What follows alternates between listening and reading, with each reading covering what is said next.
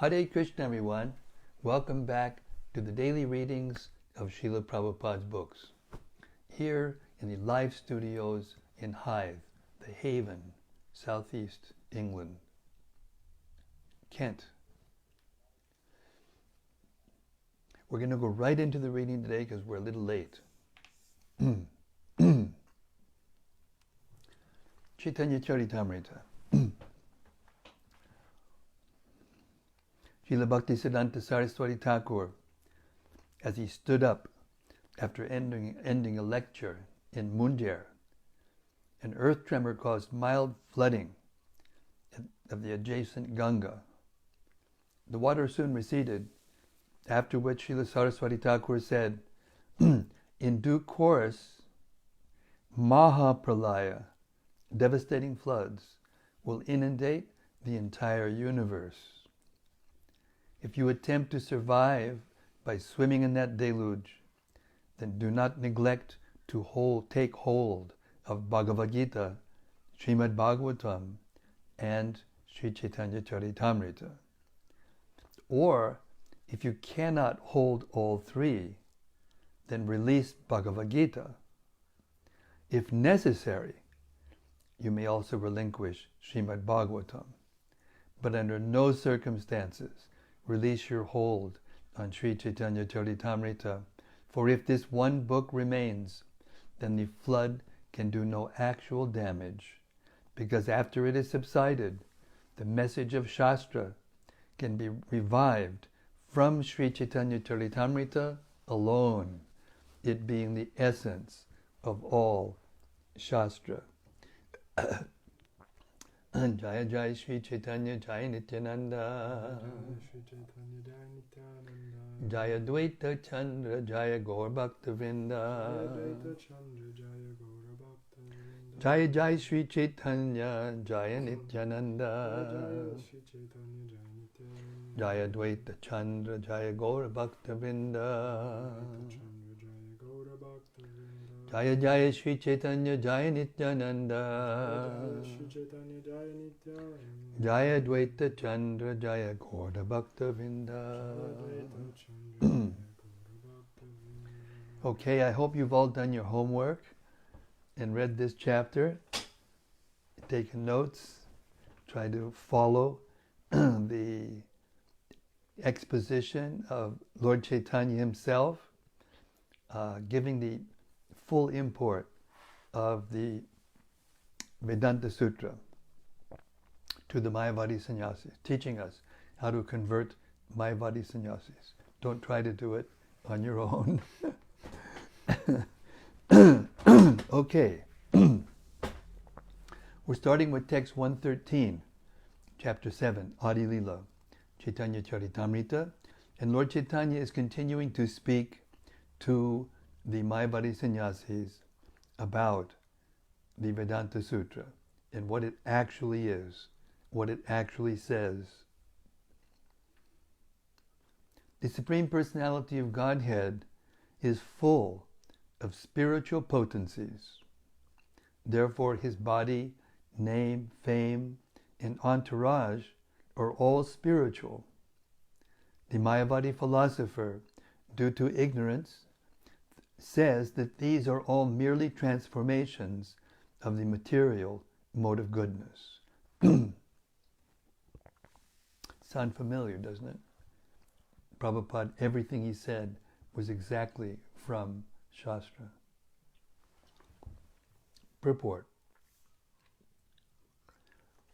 In the 7th chapter of the Bhagavad Gita, the Supreme Personality of Godhead has classified his energies in two distinct divisions, namely aprakrita and prakrita, or para prakriti and apara prakriti. In the Vishnu Purana, the same distinction is made. The Mayavadi philosophers cannot understand these two prakritis, or natures, spiritual and material, but one who is actually intelligent can understand them. Considering the many varieties and activities in material nature, why should the Mayavadi philosophers deny the spiritual varieties of the spiritual world. The Bhagavatam 10.2.32 says, Ye Ravindaksha Vimuktimaninas Tvayasta Bhavad Avashuddha Buddhiyaha. The intelligence of those who think themselves liberated but have no information of the spiritual world is not yet clear. In this verse, the term Avishuddha Buddhiya refers to unclean intelligence. Due to unclean intelligence, or a poor fund of knowledge, the Mayavadi philosophers cannot understand the distinction between material and spiritual varieties. Therefore, they cannot even think of spiritual varieties, because they take it for granted that all variety is material. Sri Chaitanya Mahaprabhu therefore explains in this verse that Krishna, the Supreme Personality of Godhead, or the Absolute Truth, has a spiritual body that is distinct from material bodies, and thus his name, abode, entourage, and qualities are all spiritual. The material mode of goodness has nothing to do with spiritual varieties. Mayavadi philosophers, however, cannot clearly understand spiritual varieties. Therefore, they imagine a negation of the material world to be the spiritual world.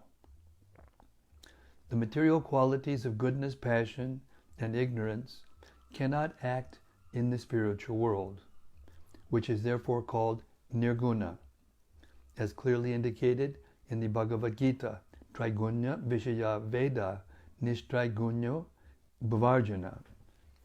The material world is a manifestation of the three modes of material nature, but one has to become free from these modes to come to the spiritual world, where their influence is completely absent. Now Lord Sri Chaitanya Mahaprabhu will disassociate Lord Shiva from Mayavad philosophy in the following verse, 114. Shankaracharya, who is an incarnation of Lord Shiva, is faultless because he is a servant carrying out the orders of the Lord. But those who follow his Mayavadi philosophy are doomed. They will lose all their advancement in spiritual knowledge. Purport. Mayavadi philosophers are very proud of exhibiting their Vedanta philosophy, Vedanta knowledge, through grammatical jugglery. But if the Bhagavad Gita, in the Bhagavad Gita, Lord Sri Krishna certifies that they are Mayaya Parita Jnana, bereft of real knowledge due to Maya. Maya has two potencies with which to execute her two functions. The Prakshepatmika Shakti, the power to throw the living entity into the ocean of material existence, and the Avaranatmika Shakti, the power to cover the knowledge of the living entity. The function of the Avaranatmika Shakti is explained in the Bhagavad Gita by the word Mayaya Parita Jnana. Why the Daivi Maya, or illusory energy of Krishna, takes away the knowledge of the Mayavadi philosophers is also explained in the Bhagavad Gita by the use of the words Asuram Bhavam Ashritaha, which refers to a person who does not agree to the existence of the Lord. The Mayavadis, who are not in agreement with the existence of the Lord, can be classified into two groups, exemplified by the impersonalist Shankarites of Varanasi and the Buddhists of Saranata. Both groups are Mayavadis, and Krishna takes away their knowledge due to their atheistic philosophies.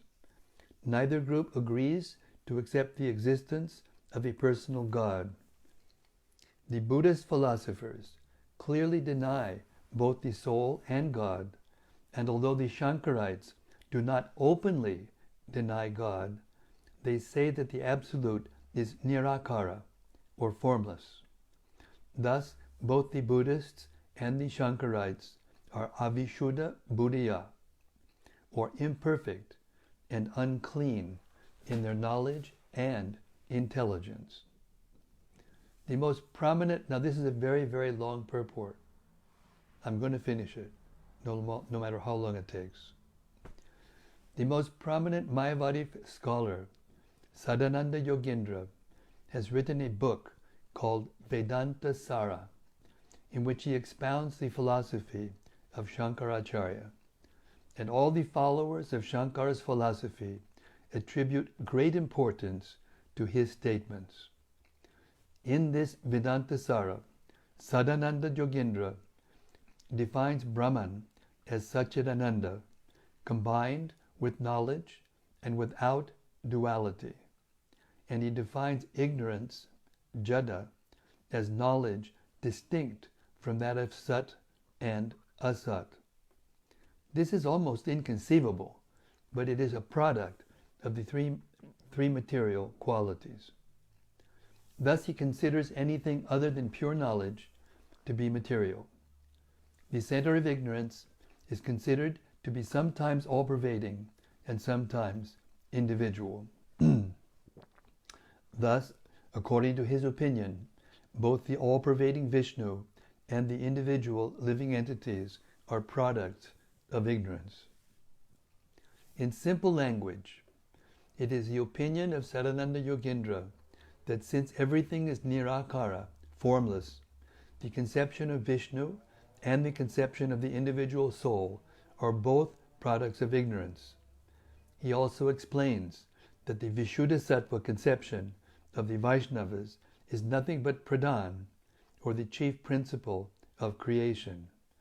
He maintains that when all-pervading knowledge is contaminated by the Vishuddhasattva, which consists of a transformation of the quality of goodness, there arises the conception of the Supreme Personality of Godhead, who is the omnipotent, omniscient, supreme ruler, the Supersoul, the cause of all causes, the Supreme Ishvara, etc. Excuse me. According to Sadananda Yogendra, because Ishvara, the Supreme Lord, is the reservoir of all ignorance, he may be called Sarvagya, or omniscient, but one who denies the existence of the omnipotent Supreme Personality of Godhead is more than Ishvara, or the Lord. Hare Krishna. Now, if it sounds more difficult to understand this section, it's because it is impossible for a Vaishnava to understand the Mayavadi philosophy. So don't spend too much time trying to understand this. Hare Krishna. Try to understand the concept, but don't dwell there, please. I'll start again. According to Sadananda Yogendra, because Ishvara, the Supreme Lord, is the reservoir of all ignorance, he may be called Sarvagya, or omniscient, but one who denies the existence of the omnipotent Supreme Personality of Godhead is more than Ishvara, or the Lord. His conclusion, therefore, is that the Supreme Personality of Godhead, Ishvara, is a transformation of material ignorance, and that the living entity is covered by ignorance. Thus he describes both collective and individual existence in darkness. According to Mayavadi philosophers, the Vaishnava conception of the Lord as the Supreme Personality of Godhead and of the Jiva, or individual soul, as his eternal servant, is a manifestation of ignorance. If we accept the judgment of Lord Krishna in the Bhagavad Gita, however, the Mayavadis are to be considered Mayaya Aparita Jnana. Mayaya Aparita Jnana. Mayaya Aparita jnana, or bereft of all knowledge, because they do not recognize the existence of the Supreme Personality of Godhead, or they claim that his existence is a product of the material conception, Maya. These are characteristics of asuras, or demons. 1 second.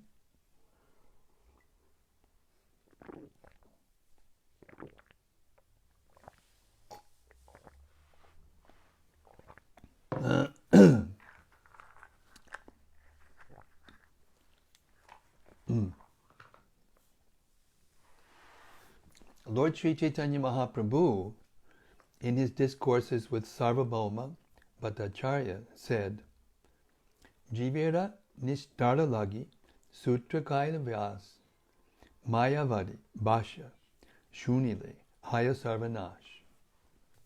That's C.C. Madhya 6, 169. Vyasadeva composed the Vedanta Sutra to deliver the conditioned souls from this material world. But Shankaracharya, by presenting the Vedanta Sutra in his own way, has clearly done a great disservice to human society. For one who follows his Mayavad philosophy is doomed. In the Vedanta Sutra, devotional service is clearly indicated, but the Mayavadi philosophers refuse to accept the spiritual body of the Supreme Absolute Person and refuse to accept that the living entity has an individual existence separate from that of the Supreme Lord. Thus they have created atheistic havoc all over the world. For such a conclusion is against the very nature of the transcendental process of pure devotional service. The Mayavadi philosophers' unrealizable ambition to become one with the Supreme through denying the existence of the personality of Godhead results in a most calamitous misrepresentation of spiritual knowledge. And one who follows this philosophy is doomed to remain perpetually in this material world. Therefore the Mayavadis are called Avashuddha Buddhaya, or unclean in knowledge. Because they are unclean in knowledge, all their austerities and penances end in frustration. Thus, although they may be honored at first as very learned scholars, ultimately they descend to physical activities of politics, social work, etc. Instead of becoming one with the Supreme Lord, they again become one with these material activities. This is explained in Srimad Bhagavatam 10.2.32. Aruya krich trena padam padam tata patantyado nadvita yushmad angrayaha. In actuality, the Mayavadi philosophers very strictly follow the austerities and penances of spiritual life, and in this way are elevated to the impersonal Brahman platform. But due to their negligence of the lotus feet of the Lord, they again fall down to material existence. That wasn't the long purport I thought it was, but there is a really long one coming up. Okay. Text 115. One who considers the transcendental body of Lord Vishnu to be made of material nature is the greatest offender at the lotus feet of the Lord. I'll repeat that. One who considers the transcendental body of Lord Vishnu to be made of material nature is the greatest offender at the lotus feet of the Lord. There is no greater blasphemy against the Supreme Personality of Godhead. Purport. Sri Bhaktisiddhanta Saraswati Goswami explains that the variegated personal feature of the Absolute Truth is the Vishnu Tattva, and that the material energy which creates this cosmic manifestation is the energy of Lord Vishnu. The creative force is merely the energy of the Lord, but the foolish conclude that because the Lord has distributed himself in an impersonal form, he has no separate existence. The impersonal Brahman, however, cannot possess energies, nor do the Vedic literatures state that Maya, the illusory energy, is covered by another Maya. There are hundreds and thousands of references, however, to Vishnu Maya, Parasya Shakti, or the energy of Lord Vishnu. In the Bhagavad Gita 7:14, Krishna refers to Mama Maya, my energy. Maya is controlled by the Supreme Personality of Godhead. It is not that he is covered by Maya. I'll repeat that again. Maya is controlled by the Supreme Personality of Godhead. It is not that he is covered by Maya. Therefore, Lord Vishnu cannot be a product of the material energy. In the beginning of the Vedanta Sutra, it is said, Janmad Yasya Yataha, indicating that the material energy is also an emanation of the Supreme Brahman.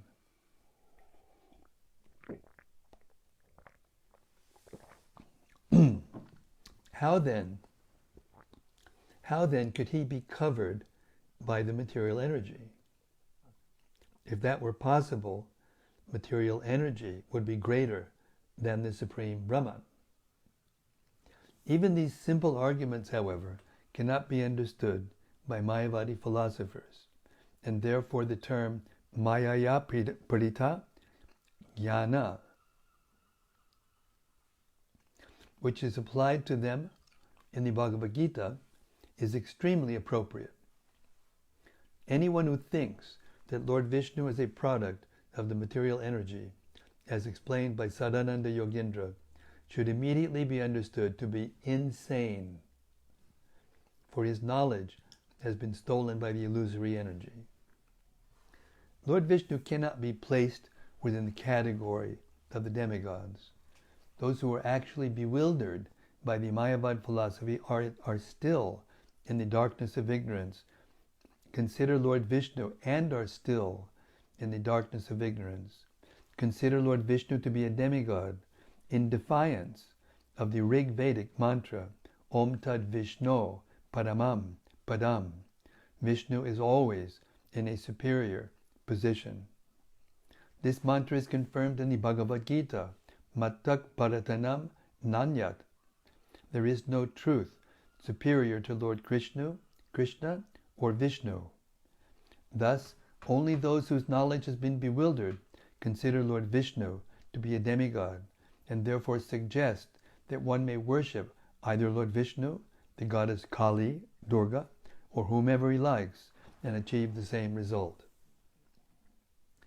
This is an ignorant conclusion that is not accepted in the Bhagavad Gita 9:25, which distinctly says, Yanti Deva Vrtad Devan, Yanti Mad Yajino Pimam. The worshippers of the demigods will be promoted to the respective planets of the demigods. But the devotees of the Supreme Lord will go back home, back to Godhead. Lord Krishna explains very clearly in the Bhagavad Gita 7:14 that his material energy is very difficult to overcome. Daivi Yesha Gunamayi Mama Maya Duratyaya. Maya's influence is so strong that even learned scholars and spiritualists are also covered by Maya and think themselves to be as good as the Supreme Personality of Godhead.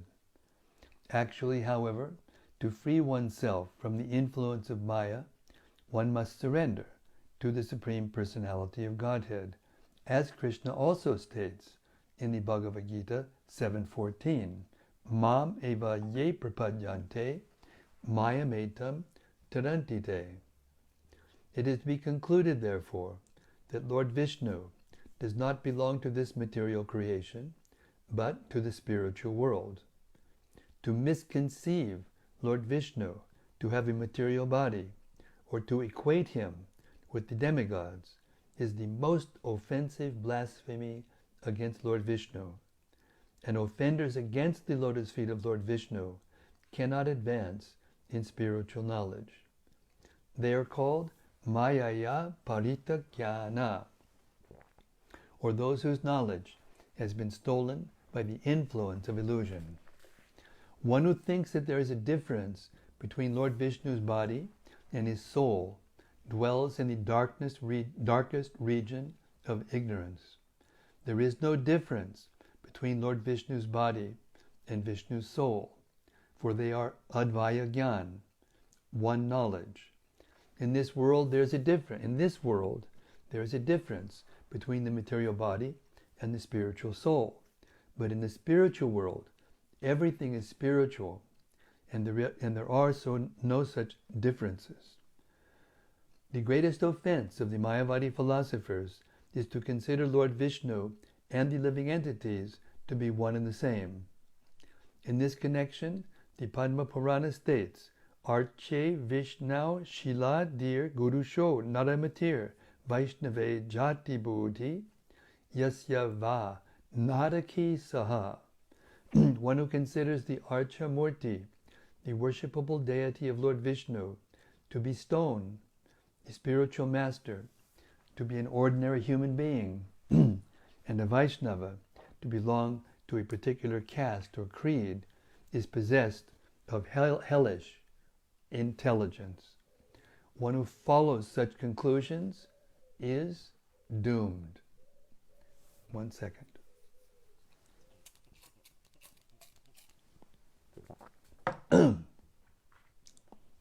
Text 116.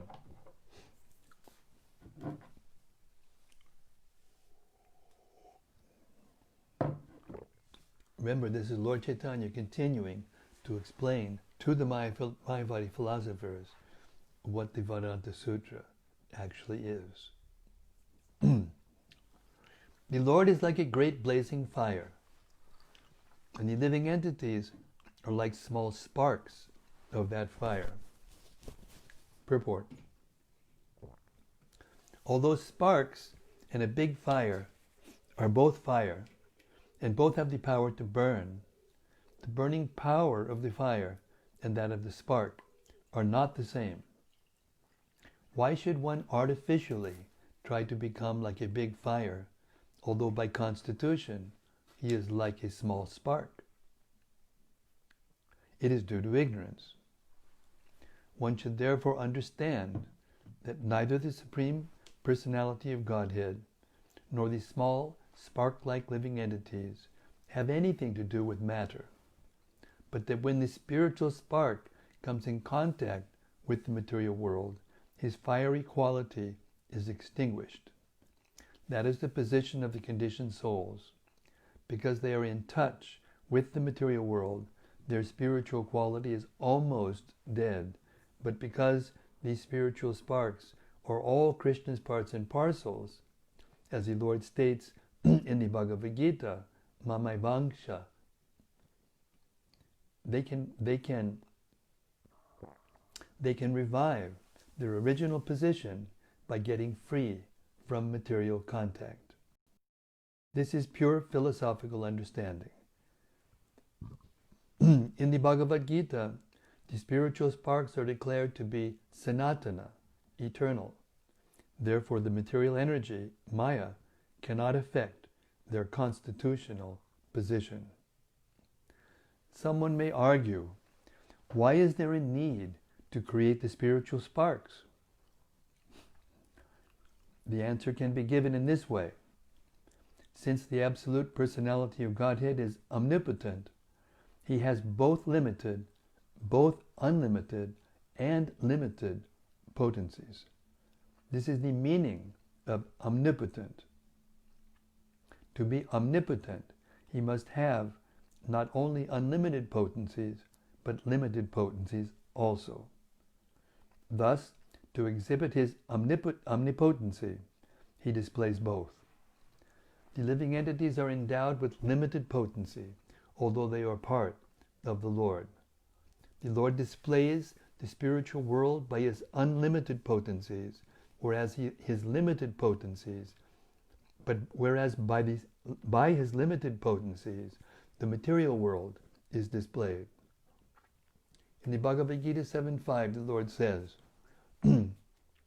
Apariyami tastvanyam prakritim vidime param jiva bhutam mahabaho yayedam daryate jagat. Besides these inferior energies, O mighty armed Arjuna, there is another, superior energy of mine, which comprises the living entities who are exploiting the resources of this material, inferior nature. The Jiva Bhuta, the living entities, control this material world with their limited potencies. Generally, people are bewildered by the activities of scientists and technologists. Due to Maya, they think that there is no need of God and that they can do everything and anything. But actually they cannot. Since this cosmic manifestation is limited, their existence is also limited. Everything in this material world is limited, and for this reason there is creation, sustenance, and dissolution. However, in the world of unlimited energy, the spiritual world, there is neither creation nor destruction. 1 minute.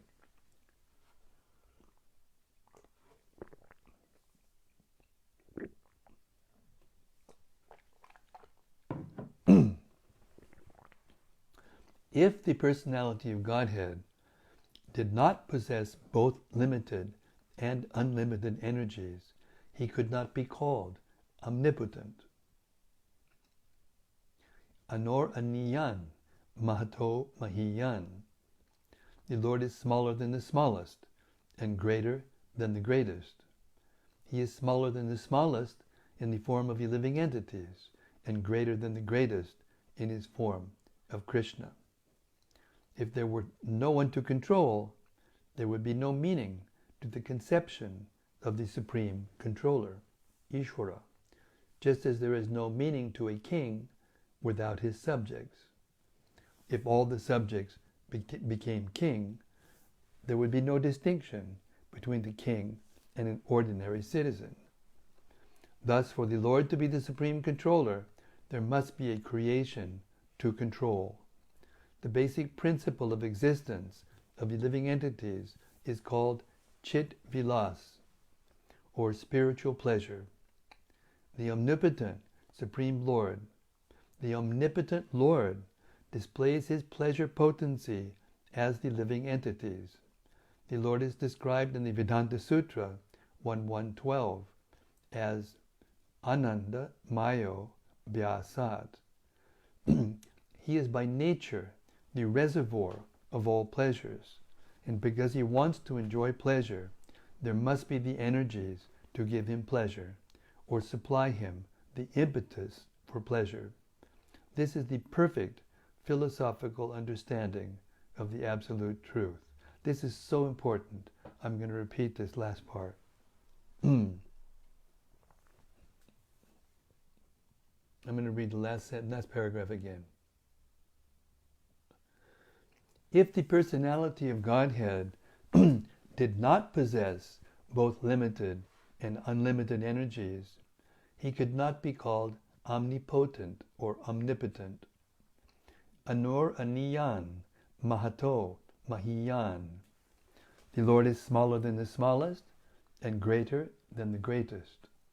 He is smaller than the smallest in the form of the living entities and greater than the greatest in his form of Krishna. If there were no one to control, there would be no meaning to the conception of the Supreme Controller, Ishvara, just as there is no meaning to a king without his subjects. If all the subjects became king, there would be no distinction between the king and an ordinary citizen. Thus, for the Lord to be the Supreme Controller, there must be a creation to control. The basic principle for the existence of the living entities is called Chit Vilas, or spiritual pleasure.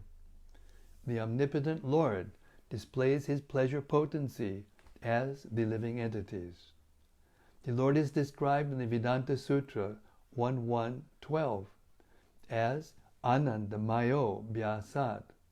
He is by nature the reservoir of all pleasures, and because he wants to enjoy pleasure, there must be energies to give him pleasure or supply him the impetus for pleasure. This is the perfect philosophical understanding of the absolute truth. And we're going to stop there. I've been talking all day and I need to give my voice a rest. Okay, so this is our magical time where we reflect upon what we've read. This is very deep understanding of the difference between the impersonal conception and the personal conception. It's extremely important for us to at least grasp it by hearing.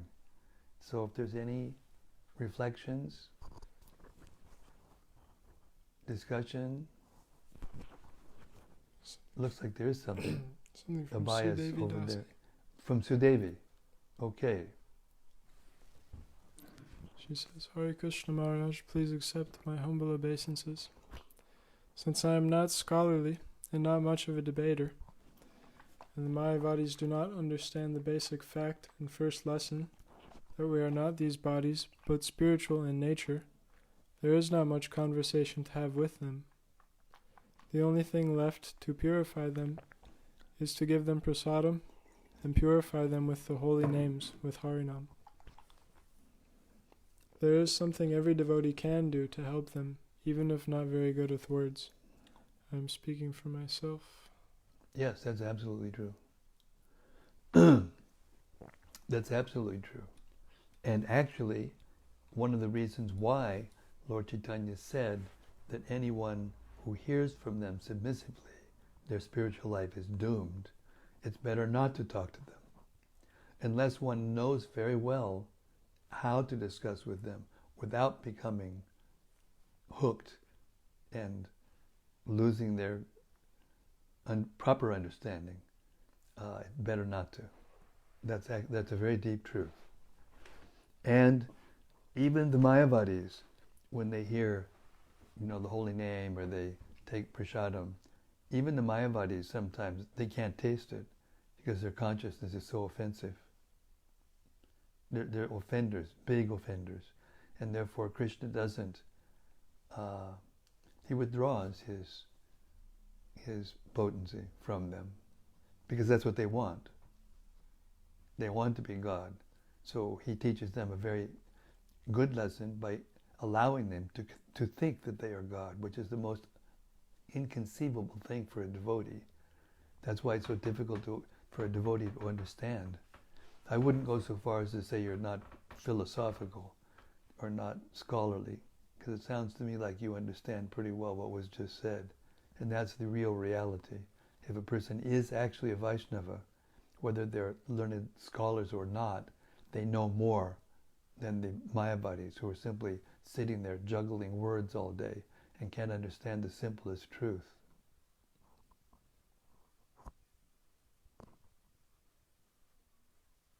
Therefore, it's a fact that for the masses of people, Lord Chaitanya just did kirtan. And because he was Krishna himself, when he went out and people saw him and heard him chanted, they became immediately pure lovers of God, full on. He took sannyas just because the Mayavadis and upstart students and,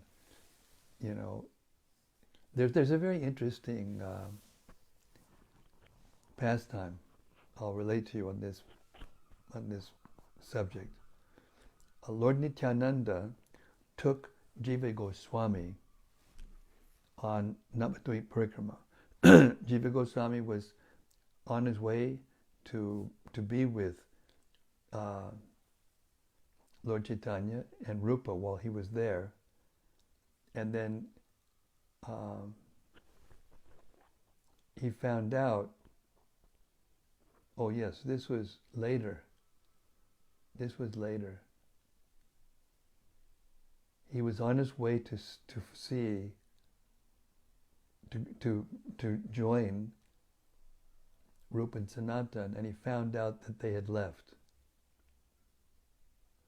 I may be mixing stories here. Let me think for a second. Yes, he was on his way to Jagannath Puri to meet with Lord Chaitanya, and he found out while he was traveling that Lord Chaitanya had left. So then he went to Navadvip to meet Lord Nityananda, because Lord Nityananda was still present. And Lord Nityananda took him around Navadvip Dham Mahatmya.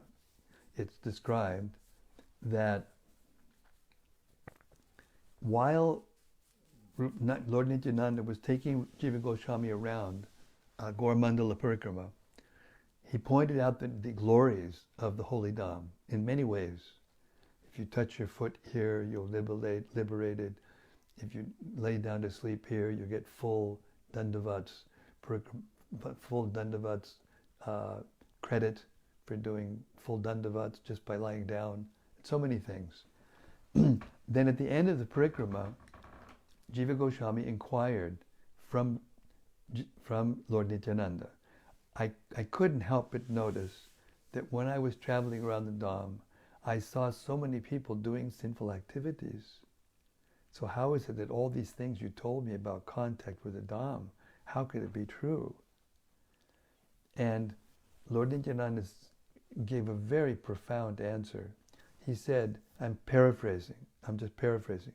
He said, yes, when one develops too much faith in the power of one's own intelligence, he can reject even the mercy of Lord Chaitanya.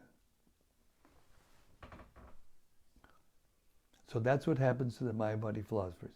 They develop so much faith in the power of their own intelligence, their own ability to juggle the Sanskrit grammar, that they come to the point of convincing themselves that they are actually the Supreme. Even though it's obvious that if the Supreme is one and the only reality is oneness and there is no variety in the spiritual world, then why are they here? What are they doing? How are they the same as God? It's not possible. You know, the Mayavadi philosophy is there's ultimately everything is one, and the varieties are caused by duality. But by their own philosophy, the impersonal one is the source of everything, and therefore it's the source of duality. So there cannot be one, there has to be two. There has to be duality. And they explain it away. They explain it away by saying, no, it's neither emanated or not, it doesn't exist. Anyway, there's millions of ways. There's a shastra that's called, I can't remember the Bengali, but the translation is thousands of ways to defeat the Mayavad philosophy. Because their philosophy doesn't hold up to common sense logic and reason. It doesn't explain what you see before your eyes. They can't explain the duality other than saying it doesn't exist. You can't talk about it because it doesn't exist, but they write volumes and volumes of book out of words that cannot explain what it is. That's what happens when your intelligence is stolen by illusion. So it's better to be a simple, humble, pure Vaishnava devotee and have full faith in Krishna and be able to taste prasadam and hear the holy name.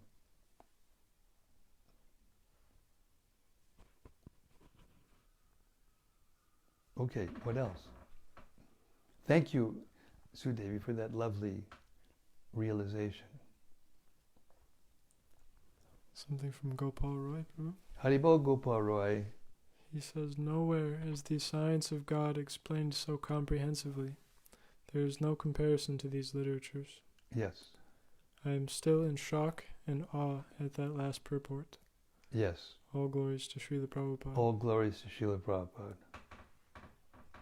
Says one question and is... all glories to the devotees that Prabhupada empowered to edit these books. Hare Krishna. He says one question is, in regards to Mayavadis being offensive. There are many kirtans performed in modern times by Mayavadis and impersonalists. Do they or their hearers get benefit from this kirtan? No, because it's just like, there's so many musicians who have so many big concerts and everybody's dancing and jumping and crying and whatever, but it's only the material energy empowering the material energy.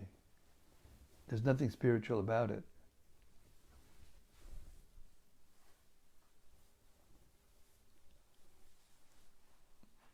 So when the Mayavadi sannyasis, and usually they don't chant, but some that do, some of them that are Western and common, I won't name names because I don't want to name names, but there are bhajan kirtaniyas now from Westerners who got the idea from India, and they chant and they become popular because they have a nice voice or they know nice ways to chant or whatever, but because their consciousness is not pure, because they're actually impersonalists underneath, and they want to merge with God and become purified by the holy name to merge with God. Sometimes they even worship deities, but their idea is, their goal is to merge into the deity. So Krishna gives them this intelligence to forget because they want to forget. That's what they want. They want to be supreme themselves. They can't be supreme themselves, so he gives them the ability to think that they can be supreme themselves. And therefore, as Prabhupada said in one of the purports, they can stay in the material world as long as they like.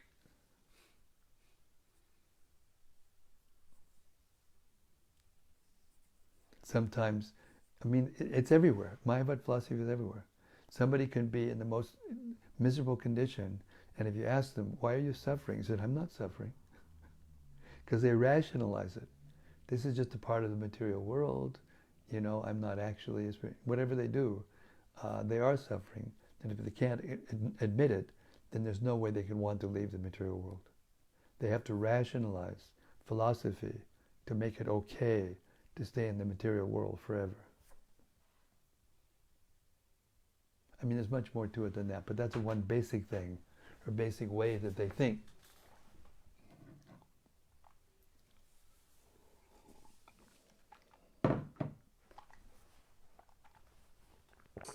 But it's very nice, Gopal, that you have that consciousness, that you can think so highly of that purport.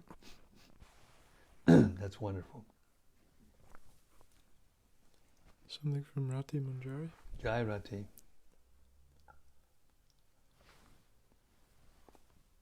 She says, Dear Guru Maharaj, please accept my humble obeisances. Thank you for another essential reading. I especially loved hearing Srila Prabhupada explain in the purport of text 116 on what the need is to create the spiritual sparks, us. The reason being that for the absolute truth is omnipotent, so he has to have both limited and unlimited potencies, of which we are one. Yes. If I remember well, Srila Prabhupada was once asked why he was talking so much about Mayavadis. Who were these Mayavadis that he seemed upset with? Did he have a grudge with them or something? And Srila Prabhupada answered... No, it wasn't like that. Just let me correct that, just for all of our benefit. What he said was, or what the question was, why do you speak so much about the Mayavadis? Here in the West, there aren't any Mayavadis. Go ahead, I think you're going to finish the sentence. And Srila Prabhupada answered, you are the Mayavadi. Yeah, that's right. I wrote the books for you because you are the Mayavadis. That's right. It's everywhere. The Mayavad philosophy is everywhere. It's in India, it's here also. You just try to talk to a Christian long enough and deep enough to be able to find out what their conception of God is. And it will not be a person. Almost 100%, 99%, 99%.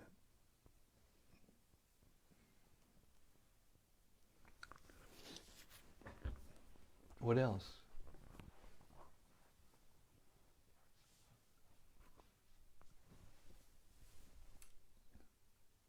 She says, thank you for clarifying that story.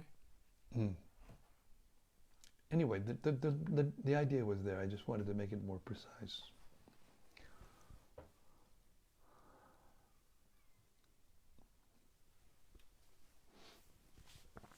Okay, with the permission of everyone, all of you souls who are my masters, I'll take an early break tonight because I have been conversing all day today, and my voice is a little bit. Whoops, we got another one. Okay. Rati is asking, could we say that one can be a Mayavadi out of ignorance? Or Who is saying that? Rati Manjari. Yeah, a Mayavadi means ignorance. And she goes on to say, or is it always envy? Envy and ignorance are the same. Not the same, but one comes from the other. You can't be envious unless you're ignorant. You can't be ignorant unless you're envious.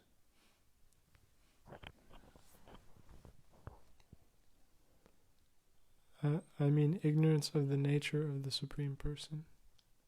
That's ignorance. That's what ignorance is. Ignorance is forgetfulness of the Supreme Person. Ignorance is whenever you think there is anything not connected with the Supreme. That's ignorance. That's Maya. That you'll read about in the 4 seed verses, the Chatra Shloki Bhagavatam, spoken by Lord Brahma to Narada Muni. Anything that's separate, seen to be separate from Krishna, is illusion, is ignorance. There's nothing that's separate from Krishna.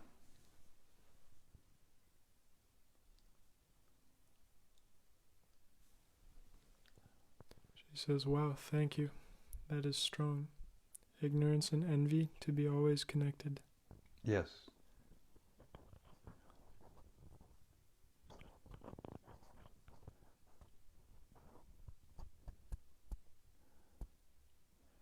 Transformation of the mode of ignorance results in the senses, results in the sense objects, results in everything in this material world.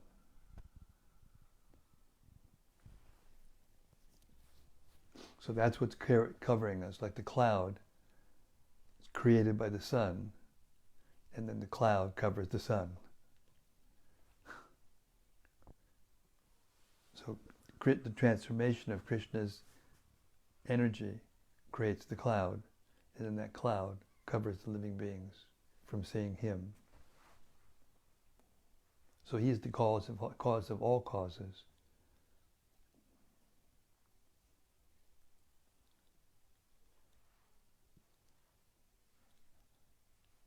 These philosophies, impersonal philosophies, they more or less stop. They take a stage of the creation to be the end of the creation. That's why it describes there somewhere that in what we just read, that the Mayavadis think that Pradhan is the absolute.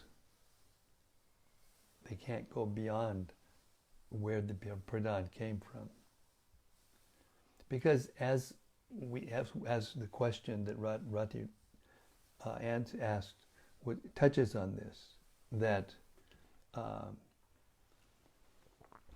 and for the Supreme Absolute Truth, to be the Supreme Absolute Truth, there must be no source other than him. In other words, he's the source of everything. So everything is included, connected with him. But him, there's no source. That's where the concept of God, that's what the concept of God is, the absolute truth, the cause of all causes. That's why mercy that comes from him is causeless.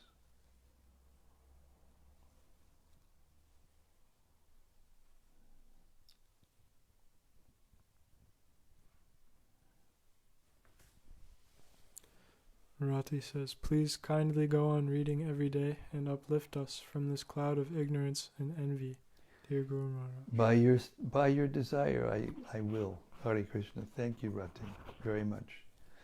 Okay, that's the end of another day in the life of the pure devotees of Lord Chaitanya. Just hearing about Lord Chaitanya and the wonderful, inconceivable things he did. He converted, we can't even convert one Mayavadi, but he converted about 60,000 of them all at once. Inconceivable. In other words, he exhibited the potency of the inconceivable personality of Godhead with everything that he did. Therefore, he is worthy of taking shelter of. He is worthy of our worship. Shri Caitanya-caritämrta ki jai. Samaveda Bhakta Vrinda ki jai. Gaur Premanandi Hari Hari Bol. See you tomorrow, same place, same station. Hare Krishna, Hari Bol.